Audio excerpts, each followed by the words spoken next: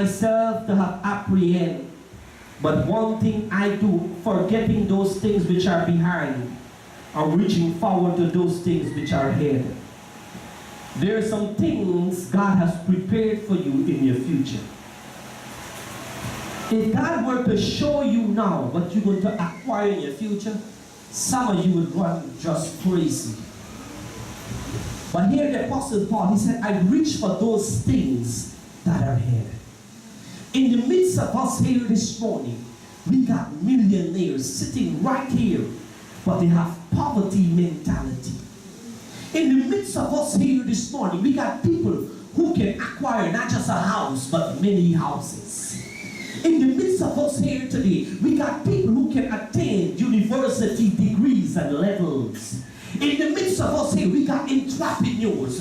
We got people that can do some fascinating stuff that has not yet discovered in the midst of us here this morning. We got people who's going to be doctors and lawyers and teachers and magistrates. In the midst of us today, we got some great talents in this house this morning. But all these things lie forward. And the only way you can apprehend these things or take these things is that you got to have a forward mentality. You got to think about stuff that is forward.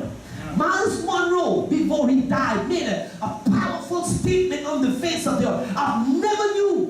I never thought about this. And when I read that book, I said, my God. He said, many people think that the world possesses great talents or the churches possess great talent. But he said he wanted to bring a very truth to us. He said, most of the world talented people today, they are in the cemetery, they are in the graveyard. They are people who have never yet finished their painting. There are men that die and never yet built that house that they had on the inside. There are educators there, mechanics there are doctors there, lawyers there. There are many people died with the talents and the gifts and the ability locked up inside of them. But I'm here to tell you this morning, you must trust God to release every gift, every talent, every ability, everything that He placed in you. You got to tell Him, God, I want it all out. Before I leave this world, I must do the will of my Father. I must accomplish everything.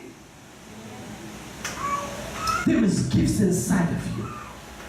Gifts that you have not yet tapped into. There are places that you're going to go, you're not yet reached because your mind is so taken up in this present time. But tell somebody it's time for you to move forward. Come on, tell me it's time for you to move forward. Some of the first thing you must do when you move forward is you must be learning to slack some people that always want to go backward. Anytime you got some people who want to take you back, it's a sign God is telling you to let them go. Somebody that is connected, you are people that will challenge you, that people will motivate. If you run in companies that are just like you, you'll be just like them.